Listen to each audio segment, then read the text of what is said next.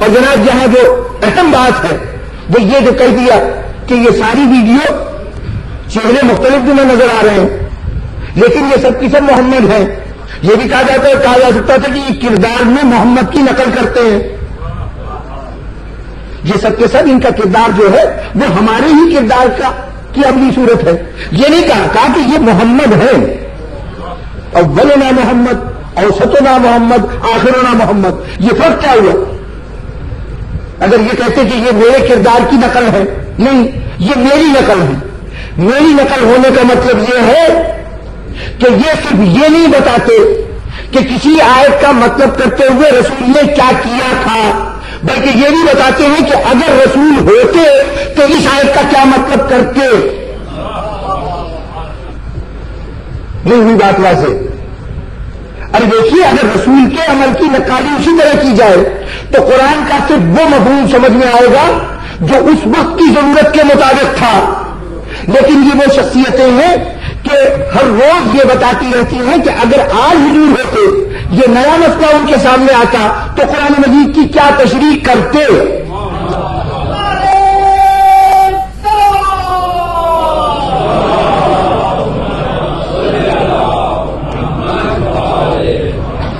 یعنی وہ آئینہ ہے، یہ وہ آئینہ ہے کہ ہے تو کردار رسالت کو دکھانے والے، لیکن صرف وہ کردار نہیں جو اس وقت تھا، بلکہ وہ کردار بھی کہ اگر آج ہوتے تو کیا کردار ہوتا. اسی لیے تو کہا تھا کہ یہ دونوں حسن اور حسین، یہ دونوں ملت کے امام ہیں، رہنما ہیں. چاہے قیام کریں، چاہے قعود کریں، چاہے بیٹھے رہیں، چاہے کھڑے ہو جائیں. مطلب یہ ہے کہ ان باتوں کو تم نیا سمجھ کے نظر انداز نہ کر دینا. یہ بتا رہے ہیں کہ اگر رسول یہاں ہوتے تو اس طرح قیام کرتے، اور اگر رسول ہوتے تو اس طرح سے یہاں پر خاموشی اختیار کرتے.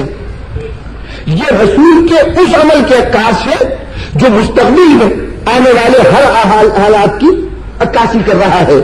کیونکہ آنے والے زمانہ بڑا طویل ہے اور اس کے اندر ہر دور کے تقاضے بدلتے جائیں گے، اس لیے ہر دور میں ایک شخصیت موجود ہے جو یہ بتائے کہ اگر آج ہوتے خدا کے رسول تو وہ قرآن مجید کی کس آیت کے کیا معنی بیان کرتے.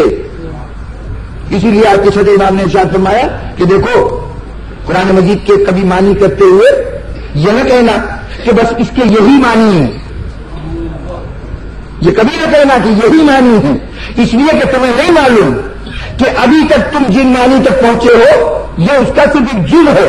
ابھی آنے والے زمانوں میں یہی آیت کچھ لوگوں کی بالکل دوسرے طریقے سے رہنمائی کرے گی جس کا تم اندازہ بھی نہیں کر سکتے. یہی تو معجزہ ہے قرآن کا کہ اگر اس عہد کا بہت ہی محدود تصور حیات رکھنے والا، بہت ہی تھوڑی سی مصروفیات حیات رکھنے والا عرب کا بدو پڑتا تھا تو اس کو اپنی زندگی کا لائے عمل نظر آ جاتا تھا، اور آج کا کوئی بہت مصروف زندگی کی پیچیدگیوں میں الجھا ہوا کوئی محقق اور دانشور قرآن کو پڑھتا ہے تو قرآن مجید کو اپنا بھی رہنما پاتا ہے. اور آج کوئی آخری زمانہ نہیں آ گیا، ابھی نہ معلوم کتنی صدیاں گزریں گی، کتنے زمانے آئیں گے، اور قرآن یہی قرآن بغیر بدلے ہوئے اسی طرح سے آنے والی نسلوں کی ہدایت کرتا رہے گا.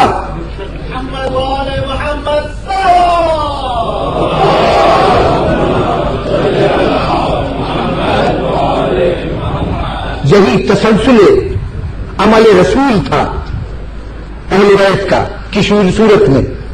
یہ عکاسی رسول کا ایک سلسلہ تھا یکے بعد گرے، جس کے اندر اگر کوئی ایسی فلم ہم چلاتے ہوتے تو بیچ میں اشتہار دیتے کاروبار کو چلانے کے لیے، ایک تعارفی باتیں کہتے، لیکن یہاں کہا گیا کہ انسان کو ایک لمحہ بھی ایسا نہ ملے جس میں اس کو احساس ہو کہ اب تو ہادی ہدایت نہیں کر رہا.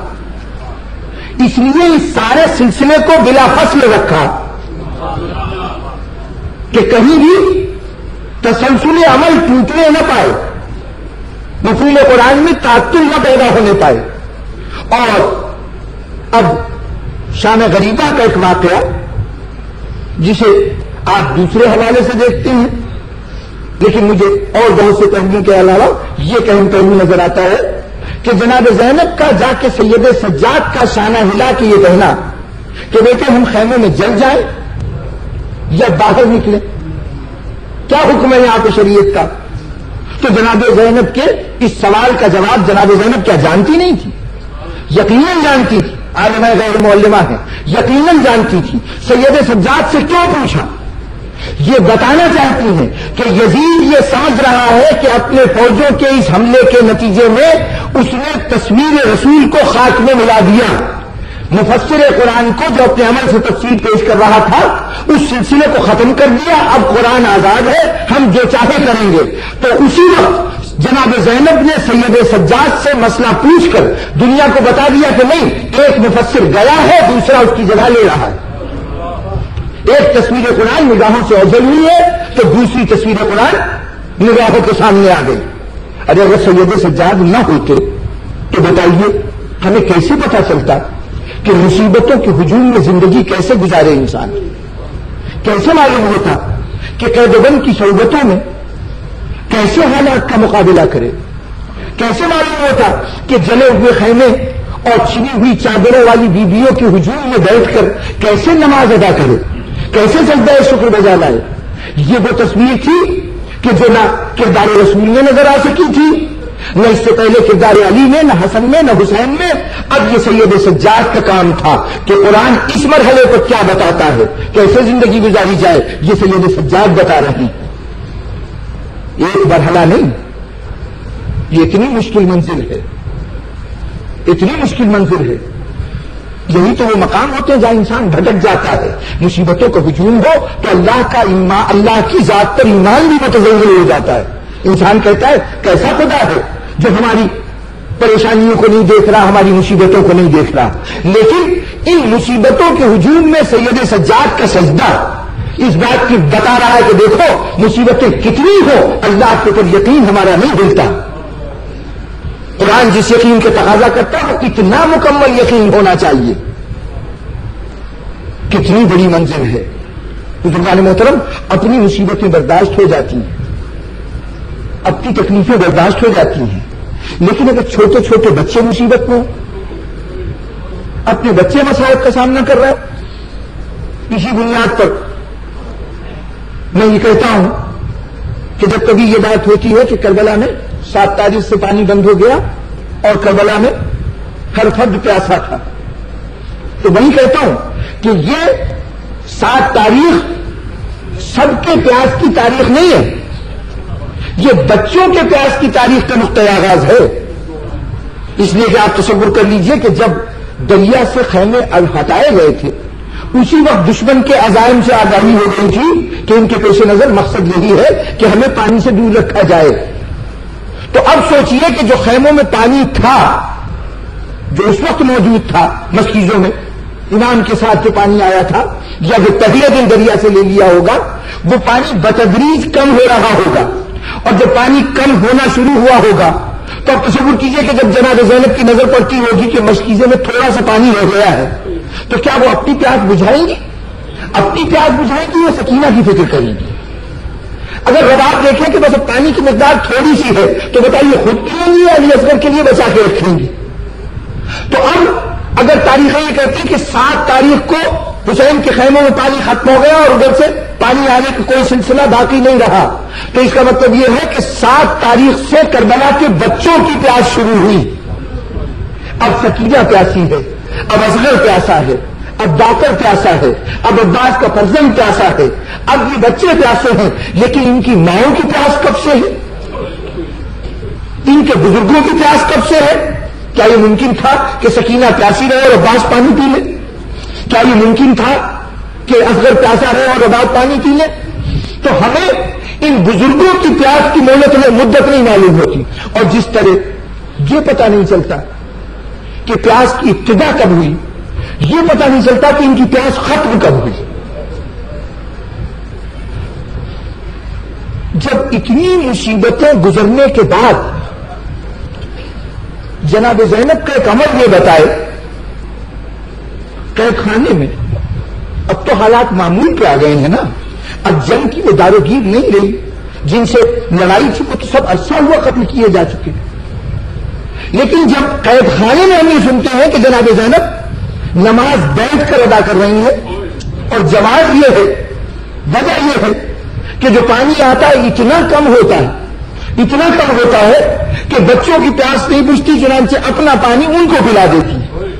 تو اب اندازہ لگائیے کہ جب اتنے عرصے گزرنے کے بعد رویہ یہ ہو تو کیا آپ توقع کر سکتے ہیں کہ جب کربلا سے قافلہ روانہ ہوا ہوگا تو قدم قدم پہ ان کو پانی پلایا گیا ہوگا؟ کیا ان کی پیاس بجھائی ہوگی؟ ایسا لگتا ہے کہ کربلا میں ہی یہ طے کر لیا گیا کہ یہ لوگ پیاس کی شدت سے ایڑیاں رگڑ رگڑ کر ختم ہو جائیں، ان کو پانی نہ دیا جائے۔ یہی تو وجہ ہے کہ اگر کوفے کا بازار ہو تو کہیں ان میں حبیبہ نظر آ جائے تو سکینہ پانی کا سوال کرتی ہے، کہیں کوئی شناسا مل جائے تو بیویوں کی دو ہی فرمائش ہوتی ہے، اگر ہو سکے تو سر کے اوپر ڈالنے کے لیے چادر لا دو اور ممکن ہو تو بچوں کو پانی پلا دو۔ نمازی میں پیاس کب کی کتنی بڑھتی گئی کہ ہمیں کہیں کہیں سے کچھ واقعات ملتے ہیں جس سے اندازہ ہوتا ہے۔ میرے بزرگ خطیبوں سے میں نے ایک واقعہ سنا کہ جب یہ قافلہ کوفے سے روانہ ہوا دمشق کی طرف تو اس وقت ایک مقام آیا حمص، اور صورت یہ تھی کہ 500 سپاہیوں کا دستہ گھیرے میں لیے ہوئے ان قیدیوں کو لے کے جا رہا ہے۔ اب کہیں پر صورتحال یہ ہو جاتی ہے کہ کوئی ایسے لوگ آ جاتے ہیں کہ جو محبان اہل بیت ہیں، تو وہ جب پتہ چلتا ہے کہ یہ سر حسین ہے اور یہ حسین کے گھرانے کے افراد ہیں تو وہ لوگ آمادہ جنگ ہو جاتے ہیں، چنانچہ فوج کو اپنا راستہ بدلنا پڑتا ہے یا لڑنا پڑتا ہے۔ اور کہیں جب معلوم ہوتا ہے کہ کوئی ایسا شہر آ گیا کہ جہاں شہر میں وہ لوگ ہیں جو یزید کے حامی ہیں تو وہاں کے لوگ فوج کا استقبال کرتے ہیں، ان کی توازو کرتے ہیں۔ تقریباً اسی طرح کی آنکھ مچولی کے ساتھ یہ فوج بڑھتی ہوئی یہ راستہ طے کر رہی ہے۔ جب حمص پہ پہنچی ہے تو یہاں پتہ چلا کہ یہاں جو حاکم ہے وہ یزید کے وفاداروں میں سے ہے، تو شمر نے فوراً کہا کہ فوج شہر سے باہر رک جائے، یہ دستے رک جائے اور ابھی ان کے غذا و طعام کا بندوبست ہوتا ہے۔ حاکم شہر کو کہلوایا کہ یزید کے پاس ایک فوج کا دستہ جا رہا ہے، کچھ قیدی بھی ساتھ ہے، تو اس فوجیوں کی ضروریات کا خیال کرتے ہوئے ان کو کھانے کا سامان فراہم کیا جائے۔ تو کچھ دیر کے بعد شہر کا دروازہ کھلا، بہت سے لوگ سروں پہ مشکیزیں اٹھائے ہوئے پانی لے کے آ رہے تھے، پیچھے خانوں میں کھانے طرح طرح کے رکھے تھے، بلائے جا رہے تھے۔ باہر یہ فوج ٹھہری ہوئی تھی، ان کی توازو شروع ہوئی۔ اب جو توازو شروع ہوئی تو اب جتنے آدمی تھے فوج کے ان کو پانی پلایا جانے لگا، جتنے جانور تھے ان کو پانی پلایا جانے لگا، اور تپتی ہوئی دھوپ میں، تپتی زمین پر، تپتی دھوپ میں پھوپھی کی گود میں بیٹھی ہوئی سکینہ سوکھی زبان کو بار بار ہونٹے دیکھتی ہے، پھوپھی کی طرف حسرت سے دیکھتی ہے، کبھی مشکیزوں سے بہتے ہوئے پانی کو دیکھتی۔ ایک عجیب، اب یہ اولاد والے تصور کر سکتے ہیں کہ کیا کیفیت ہوگی۔ اسی عالم میں ایک مرتبہ سکینہ نے کہا کہ بوبی اماں اجازت دے تو میں شمر سے 2 گھونٹ پانی مانگ لوں، 2 گھونٹ پانی مانگ لوں۔ بزرگان محترم زینب کی غیرت کبھی اجازت نہ دیتی کہ باپ کے قاتل سے جا کے سکینہ پانی مانگے، لیکن زینب روکے تو کس کے دل میں روکے؟ نہ عباس موجود ہے نہ علی اکبر موجود ہے۔ آخر زینب خاموش ہو گئی ہوگی اور اس خاموشی کے نتیجے میں سکینہ اٹھی۔ اب ذرا تصور میں 5 سال کی بچی کو رکھیے جو پیاس سے مضبوطی سے قدم نہیں رکھ سکتی، نگھال سی گرتی پڑتی بڑھتی جا رہی ہے، شمر کے قریب پہنچی، شمر مجھے 2 گھونٹ پانی دے دے، پیاس سے میری جان ہوٹوں پہ آئی ہے، 2 گھونٹ پانی دے دے۔ شمر نے دیکھا اور اس کے بعد کوئی جواب نہیں دیا، بلکہ اپنا مشکیزہ لیے ہوئے آگے بڑھ گیا، کچھ اور لوگوں کو پانی پلانے لگا۔ اب یہ بچی نے سمجھی کہ پہلے اپنے فوجیوں کو پانی پلا لے، پہلے اپنے پیاسوں کو پانی پلا لے، اس کے بعد مجھے پانی پلا دے گا۔ ہوتے ہوتے جتنوں کو پانی شمر پلانا چاہتا تھا پانی پلا چکا۔ اب اس کے بعد بچی نے دیکھا کہ شمر فارغ ہو گیا تو کہا شمر اب تو تیرے پاس پانی بھی محفوظ ہے اور تیرے پیاسوں سے پانی بھی پی چکے، اب تو 2 گھونٹ پانی دے دے، 2 گھونٹ پانی دے دے۔ تعریف دیتی کہ شمر نے ایک مرتبہ مشکیزے کے دہانے کو سکینہ کی طرف کیا، ننھی سکینہ نے ہاتھ مانگے، اسی نے آپ کے لیے ہاتھ پھیلائے تو شمر نے کیا کیا کہ مشکیزے کا دہانا جلدی میں پھینک کے جتنا پانی کر سکے ان پہ گرا دیا۔ بس پانی کا گرنا تھا کہ سکینہ نے مرتبہ اس گیلی زمین پہ اپنا چہرہ رکھ دیا، روتی جاتی نہیں کہتی جاتی کہ بابا چچا عباس آپ کے بعد سکینہ کے پاس سے برا حال ہے، کوئی پانی دینے والا نہیں ہے۔